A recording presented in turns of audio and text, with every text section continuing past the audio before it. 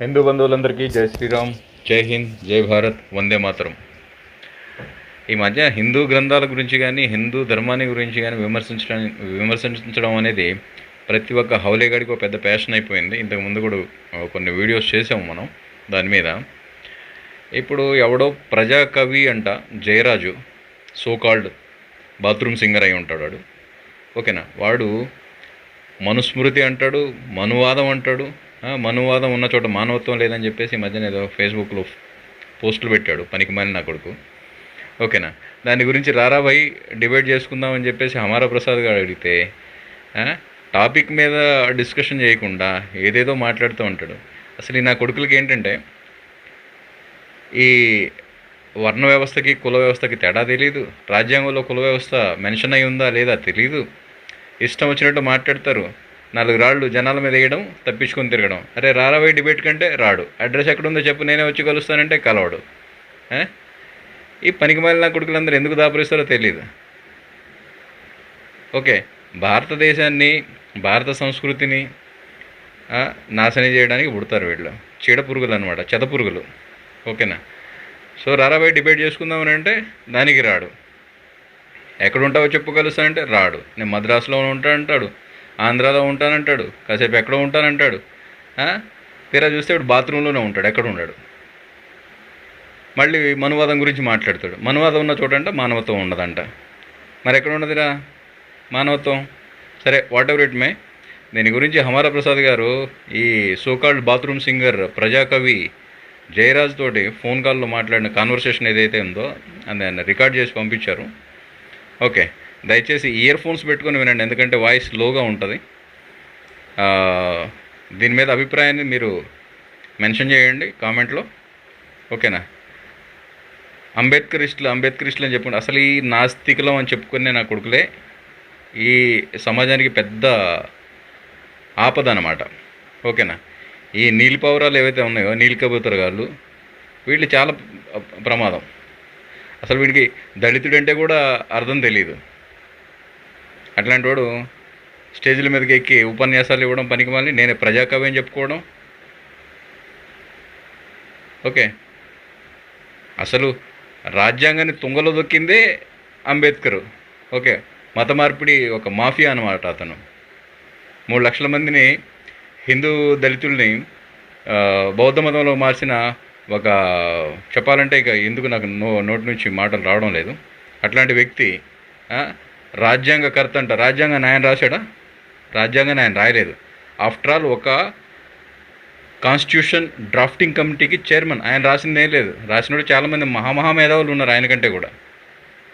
ఓకేనా, తన రాజకీయ స్వలాభాల కోసం జనాల్ని మత మార్పిడి చేసినటువంటి తెలివిగలలాగా చూపించుకుంటూ ఏంటి ఈ స్టేజ్ల మీద ఉపన్యాసాలు ఇవ్వడం, ఇట్లాంటి కుహనా మేధావులకి అలవాటు అయిపోయిందనమాట ఈ మధ్యన. ఓకే, చూడండి, దయచేసి వీడియో పూర్తిగా చూడండి, ఆడియో క్లియర్గా వినండి. ఈ కొడుకులు ఎలా రాళ్ళు వేసి పక్కకు తప్పుకుంటారు అర్థమవుతుంది మీకే. దయచేసి కామెంట్ చేసి చెప్పండి దీని మీద మీ అభిప్రాయం ఏంటనేది.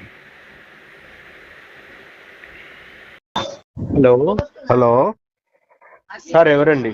సార్, నా పేరు హమారా ప్రసాద్ అండి. నా పేరు సార్. జయరాజ్ గారు అండి మాట్లాడేది? అవునవునవును సార్, లేదు, ఫేస్బుక్ లో మీరు ఒక పోస్ట్ చూసాను నేను. ఏంటి సార్? చేసి ఒకసారి మీకు ఫోన్ చేద్దాం అనుకుని ఫోన్ చేశాను సార్. ఏంటి సార్? ఫ్రీగా ఉన్నారండి మాట్లాడడానికి? ఫ్రీగానే ఉన్నాను.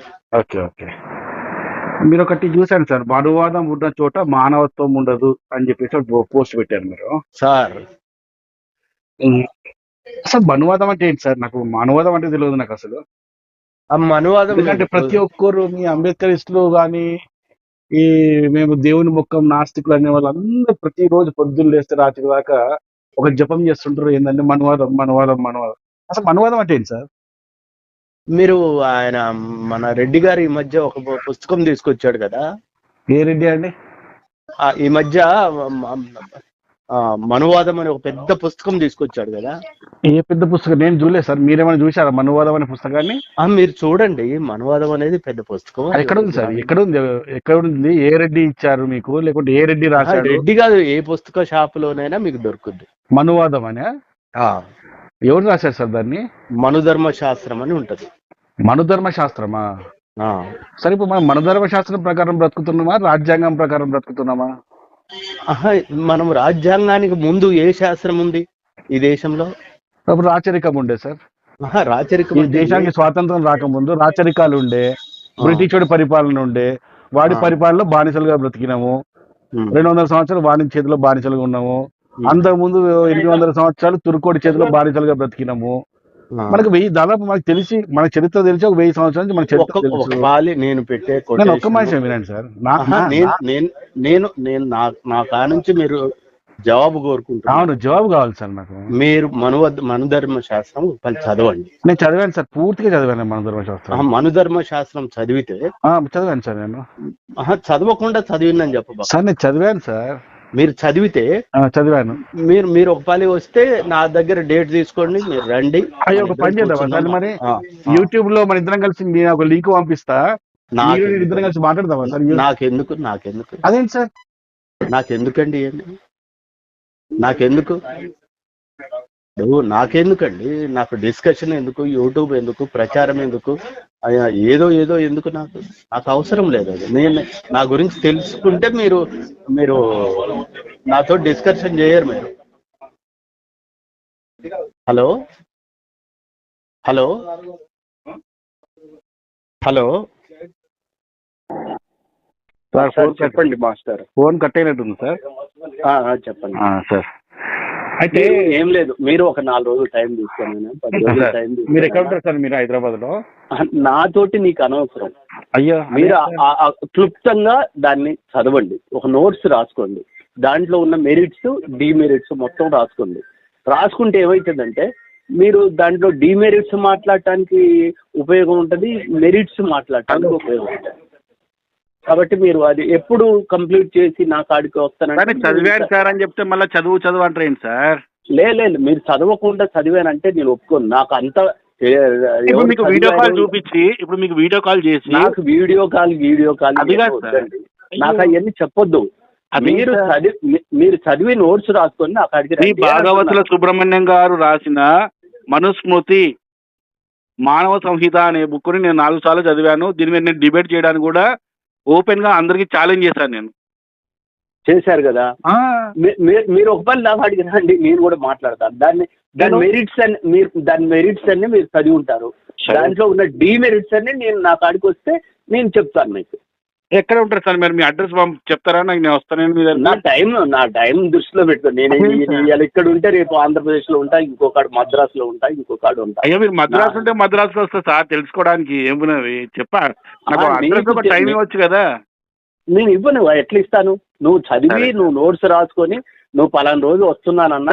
నేను జనరల్ గా ఒక క్వశ్చన్ అడగాల మీకు? జనరల్ గా నాకు క్వశ్చన్స్ ఆన్సర్స్.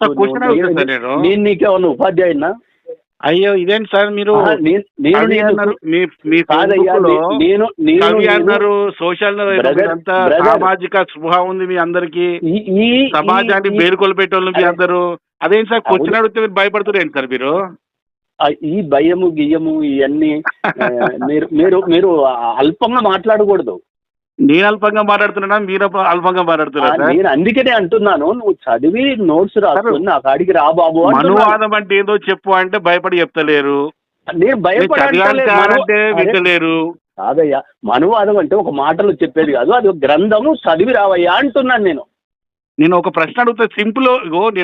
ప్రశ్న కాదు, పుస్తకం చదివిరమ్మంటే నువ్వు ప్రశ్న అడుగుతున్నావు. వర్ణ వ్యవస్థ మంచిదా లేకుంటే కుల వ్యవస్థ మంచిదా? నేను అనేది నేను పుస్తకం చదివి రమ్మంటున్నా సార్. మనుధర్మ శాస్త్రంలో వర్ణాలు ఉన్నాయి.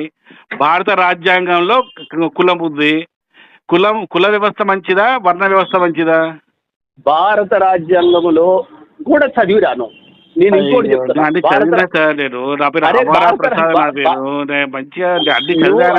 హమారా ప్రసాద్ ఏ ప్రసాద్ చదివానండి. క్వశ్చన్ అడగండి, నేను చెప్తా. మనుధర్మ శాస్త్రంలో క్వశ్చన్ అడగండి, నేను చెప్తా. నీకు భారత రాజ్యాంగంలో కులం ఉందని అన్నావు కదా నువ్వు? లేదా? నువ్వు అన్నావు కదా. అవును. అందుకనే ఇట్లాంటి మిడిమిడి జ్ఞానం వద్దు బ్రదర్. అంటే భారత రాజ్యాంగం కులం లేదా సార్? ఏ పేజీలో అది కాదు సార్. ఎస్సీలకు ఈ పర్సెంటేజ్, బీసీలకు ఈ పర్సెంటేజ్ రిజర్వేషన్ సిస్టమ్ ఉంది కదా, ప్రసాద్ ఇవి లేవా సార్? రాజ్యాంగంలో లేవా సార్? ప్రసాద్ నువ్వు చదివితే నువ్వు ఇలా మాట్లాడవయ్యా. అయ్యో కామెడీ చేస్తుంటాను మీరు. నువ్వు చదివితే ఇలా మాట్లాడవు. ఏ పేజీలో నాకు భారత రాజ్యాంగం అనేది కులరహిత మతరహిత రాజ్యాంగం, నీకు ఎక్కడ కూడా ఫస్ట్ పేజీ కానించి మొదలు పెడితే లాస్ట్ పేజీ వరకు నీకు కులము మతం ఒకపడదు రాజ్యాంగంలో. అయ్యో సరే, ఖచ్చితంగా మీతో అపాయింట్మెంట్ తీసుకోవాల్సిందే. నువ్వు అందుకనే ఏంటంటే నా కాడికొచ్చే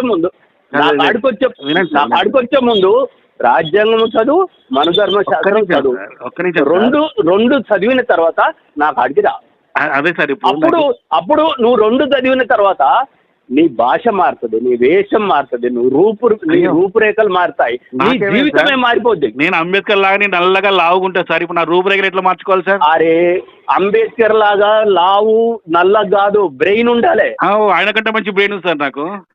ఆయన కంటే నేను అంబేద్కర్ కంటే బ్రెయిన్ ఎక్కువ ఉన్నదంటేనే నీ లోయర్ క్లాస్ సార్. నేను అదే అంబేద్కర్, నువ్వు అంబేద్కర్ కంటే మీరెట్లా చెప్తారు సార్? మీరు అంబేద్కర్ కంటే తెలివి కల్లో అన్నప్పుడే నీ తెలివి తక్కువ తను అర్థమవుతుంది నాకు. అంబేద్కర్ రాజ్యాంగం రాసిండా సార్? అంబేద్కర్ రాజ్యాంగంలో ఏ ఆర్టికల్ రాసిందో చెప్పండి సార్. ప్రసాద్ అంబేద్కర్ రాజ్యాంగంలో అంబేద్కర్ ఏ ఆర్టికల్ రాసింది సార్? నీ రాజ్యాంగం కాదు, అంబేద్కర్ కంటే తెలివి కల్లో ఉన్నది నువ్వు ఎప్పుడు అన్నావో నీకు మెదడు స్టార్ట్ అయింది. అంబేద్కర్ తెలివైన ఎవరు ఉండద్దా సార్? ఏంది నీకెంత మెదడు నీకెంత మెదడు వాపు ఉందో నాకు ఇప్పుడు అర్థమవుతుంది. మీ వాపు కూడా తక్కువలే కానీ మాకు లేదు, నీకెంత మెదడు వాపు ఉందో నాకు ఇప్పుడు అర్థమవుతుంది. అట్లా కాదు కానీ సబ్జెక్ట్ మాట్లాడదాం. అరే నువ్వు మాట్లాడేటప్పుడు కాదయ్యా, నువ్వు మాట్లాడే భాష అపాయింట్మెంట్ ఇవ్వండి సార్ వస్తా అని చెప్తున్నాము, అపాయింట్మెంట్ ఇయ్య అంటారు. మనుధర్మశాస్త్రం అంటావు, రాజ్యాంగం అంటావు, మనుధర్మశాస్త్రం కులం బెస్తా ఏది బెస్తా అది చెప్పు. ప్రసాద్ పోస్ట్ మాత్రం మనుధర్మం మీద పెడుతున్నావు. ప్రసాద్ గుర్తు పెట్టుకో, చెప్పండి. ఇలాంటి మిడిమిడి జ్ఞానం ఉన్న వాడితో ఇవ్వండి సార్. మరి ఇంతసేపు మాట్లాడిందంటేనే నువ్వు అంబేద్కర్ కంటే మీ కాల్ మొత్తం రికార్డింగ్ అయింది సార్, ఇప్పుడు మొత్తం అవుతుంది కూడా. కాల్ మొక్కది అయిపోగానే యూట్యూబ్ లో వస్తుంది కానీ మీ నంబర్ తో నువ్వు అంబేద్కర్ కంటే తెలివి కల్లోడు ఎంత ఉందో అంబేద్కర్ కంటే తెలివైన ఉండొద్దని చెప్పి ఇవ్వడం రాజ్యాంగం ఉండొద్దని కాదు. నేను ఉన్నా, నాకు సమాధానం మాట డిస్కస్ చేయడంతో నేను ఉండను కాదు, నీకు అర్థమవుతుంది కదా. అసలు నువ్వు అంబేద్కర్ తెలివైన కాదు తెలిసేది. సరే నేను తెలివి కాదు అంటున్నావు, విడివిడి కాదు అంటున్నావు. నేను అడిగే ప్రశ్న సమాధానం చెప్పు నాకు, అది చెప్పా అంటావు. కాదు ప్రసాద్, నువ్వు మనుధర్మశాస్త్రము చదువు, అంబేద్కర్ రాజ్యాంగము చదువు, పైగా అంబేద్కర్ కంటే తెలివి కల్లోని అంటావు. ఇంత మెదడు వాపు ఉన్నోడితోటి నేను మాట్లాడతాం ఈ రోజు నాకు సిగ్గు చేటయ్యా. తప్పించుకోవడానికి పారిపోతుంది, ఇట్లా పారిపోతుంది. మరి ఇంత మెదడు వాపు ఉండొద్దు ప్రసాద్. మీరు అడ్రస్ చెప్పండి కదా, అపాయింట్మెంట్ ఇవ్వండి. చదువయ్యా పొద్దున అన్నం తింటాం కదయ్యా, సాయంత్రం రోజుకొక పుస్తకం. ఇన్ని దాటవేతలు మాటలు ఎందుకు మాట్లాడతారు? రోజుకొక కనీసం సార్. అదేనయ్యా సార్, మీ అంబేద్కర్ ఇష్టం అంతా ఇంతేనా? మెదడు వైపోలేనా? సబ్జెక్ట్ మాట్లాడాలంటే అంతా ఇంతేనా? సబ్జెక్ట్ వదిలిపెట్టి పని అన్ని మాట్లాడతారు. అంబేద్కర్ ఇష్టం దృష్టిలో మీ అంబేద్కర్ ఇష్టం అంటే జోకర్ గారు. మా దృష్టిలో ఎవరన్నారు దృష్టిలో మీ అంబేద్కర్ ఇష్టం అంటే జోకర్ గారు అని ఎందుకు నేను చెప్తా అంటే ఇందుకే చెప్తా, సబ్జెక్ట్ తప్ప పనికి మాలిన విషయాన్ని మాట్లాడతారు. నువ్వు గుర్తు పెట్టుకో, నేను సబ్జెక్ట్ మాట్లాడతాను. నీకు మెదడు వచ్చింది, నీకు అదొచ్చింది, నీకు ఆకారం నల్లగా అంబేద్కర్ నల్లగా లావుకుంటే ఏమన్నా తప్ప? నేను నలుపు ఆకారం గురించి ఎట్లా మాట్లాడు, క్రిటిసైజ్ ఎట్లా చేస్తున్నావు? ఐఎమ్ నెల్సన్ మండేలా వారసుని, మార్టిన్ లూథర్ వారసుని. నేను బ్లాక్స్ కు సపోర్ట్ చేసేవాడిని, నీ కలర్ బట్టి కాదు. నేను అనేది సబ్జెక్ట్ సార్, ఇవన్నీ తప్పించుకొని నువ్వు చదువే బాబు, ఎట్లా తెలుస్తుంది? తెలుస్తుంది నాకు. నువ్వు ప్రశ్న అడిగినప్పుడు నేను సమాధానం చెప్తే తెలుస్తుంది. ప్రసాద్, నువ్వు నీ భాషను బట్టి నువ్వు ఎంత తెలంగాణ భాష చదువుకున్నావో సార్, మా చెప్పు. కేసీఆర్ ఇంతకంటే ఎక్కువ మాట్లాడతాడు. అయ్యో, అందుకనే కేసీఆర్ లాంటి బుర్ర నీది, తెలివి తక్కువ బుర్ర. అరే ఏం మాట్లాడుతుంది సార్? అంటే కేసీఆర్ పనికి మాలినోడా? అనేగా ఆ? అనేగా ఓ, అనేగా మీ అంబేద్కర్ దృష్టిలో కేసీఆర్ పనికి మాలినోడు అనమాట. అవును. ఓహోహో, ఓకే, బాగుంది స్టేట్మెంట్ ఇది. ఇప్పుడు ఒప్పుకున్నావా నేను కేసీఆర్ ఒకటేనని, ప్రసాద్ కేసీఆర్ ఒకటేనని? నేను అంబేద్కర్ కంటే తెలివేంటి సార్? కేసీఆర్ కాదు నేను. అదే నువ్వు అంబేద్కర్ కంటే తెలివైన అన్నప్పుడే నీ మెదడు వాపు అర్థమైంది నాకు. సరే, ఈ చెప్పి పారిపోదామని చూస్తారా, లేకపోతే సబ్జెక్ట్ ఏమో మాట్లాడతారా? జబ్బు రాజ్ కుమార్, ఈ ప్రసాద్ అని ఒక రోగి ఉన్నాడు, ఆయనకు మెదడు వాపు వచ్చింది, కొంచెం డాక్టర్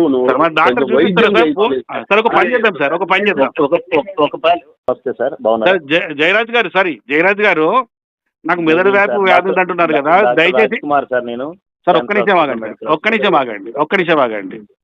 జయరాజ్ గారికి ఒకసారి స్పీకర్ పెట్టండి, ఒక ప్రశ్న అడుగుతా. జయరాజ్ గారు, నాకు మెదడు వ్యాధి ఉంది అంటున్నారు కదా, మరి మీ అడ్రస్ చెప్తే నేను మీ దగ్గరికి వస్తా, నాకు హాస్పిటల్ చూపిస్తారా? ఆ విధంగానే కలుస్తా మిమ్మల్ని. ఇప్పుడు నాతో మాట్లాడుతుంది ఎవరండి? నేను డాక్టర్ రాజ్ కుమార్ జాదవ్ మాట్లాడు. నేను జయరాజ్ అనుకుని మాట్లాడాను. చెప్పండి డాక్టర్ గారు, చెప్పండి. సార్ బాగున్నారా సార్? బాగున్నా సార్, చెప్పండి. జయరాజ్ గారు ఒక పోస్ట్ పెట్టారండి సోషల్ మీడియాలో, మనువాదం ఉన్న చోట మానవత్వం ఉండదు అని. నేను ఒక సోషల్ మీడియా చూసిన ఒక వ్యక్తిగా నేను ఆయనకు ఫోన్ చేసి, సార్ మనువాదం అంటే ఏం సార్ అని అడుగుతున్నా.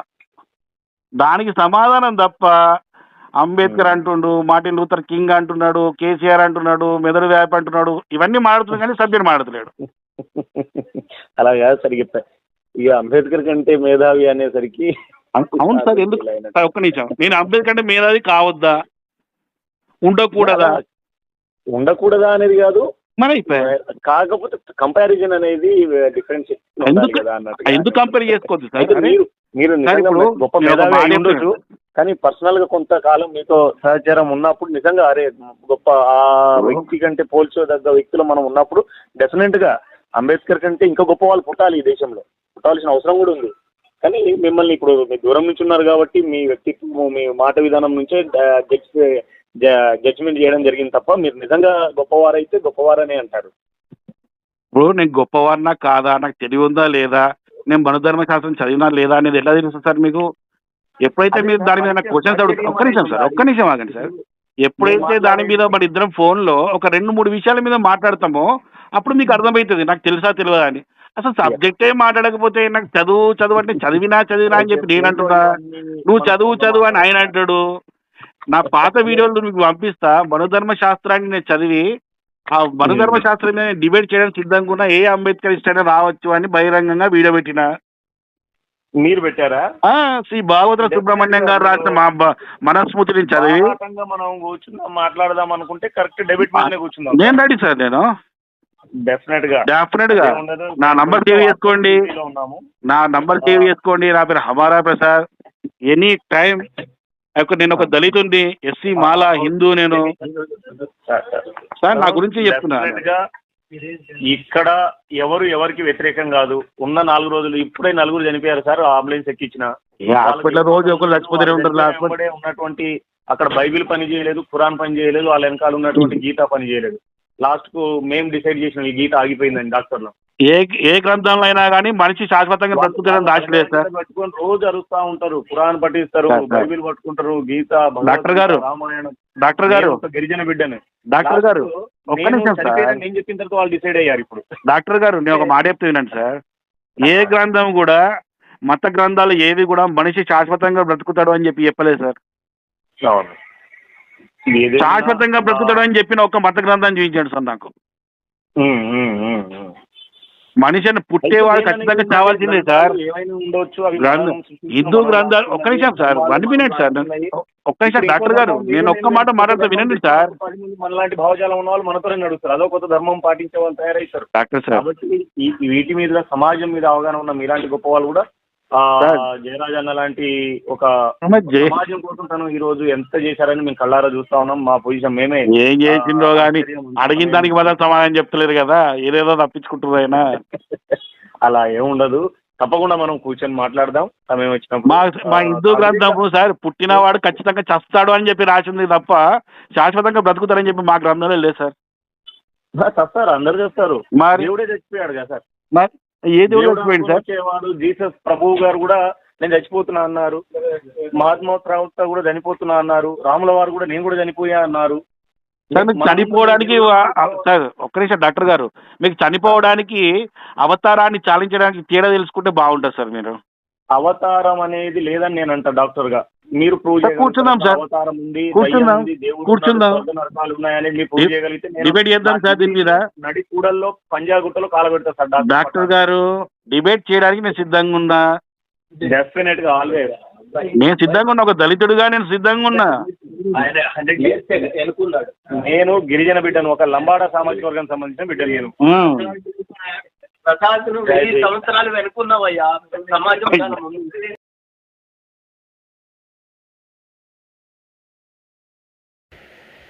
సో విన్నారు కదా మిత్రులారా.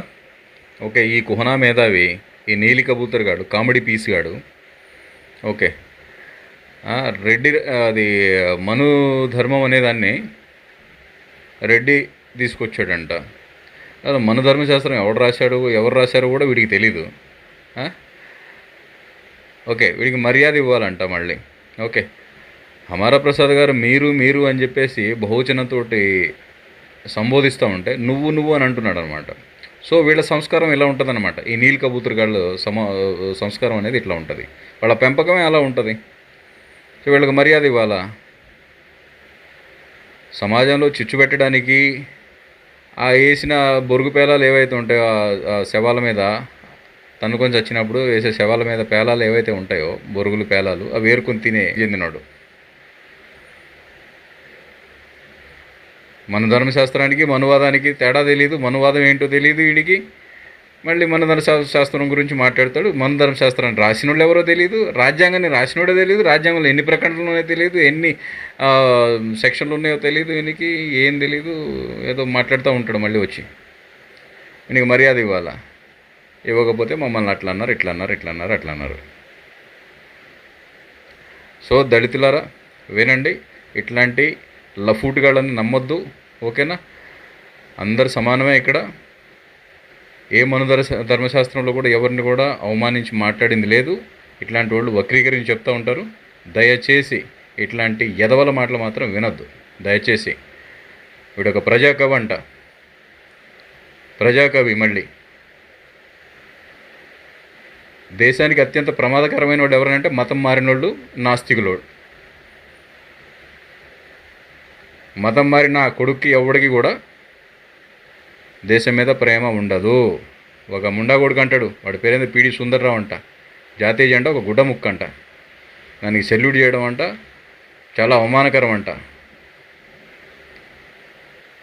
ఎవడో ఏ దేశంలోనో ఎక్కడో పుట్టి ఎవడో దేనికో బలిసి కొట్టుకొని సావనుకి కట్టెల మీదకి ఎక్కిస్తే, సెలవు మీదకి ఎక్కిస్తే వాడంట వీళ్ళ రారాజంట, బొంగుగాడంట. ఎంతోమంది ప్రాణత్యాగాలు చేసి మాలాంటి సైనికులు భుజాల మీదకి ఎత్తుకొని తిరిగిన జాతీయ జెండా వీడికి గుడ్డ ముక్కంట, పీడి సుందర్రావు గాడికి. ఇట్లాంటి ఎల్కే బాలుగాళ్ళు ఉంటారు.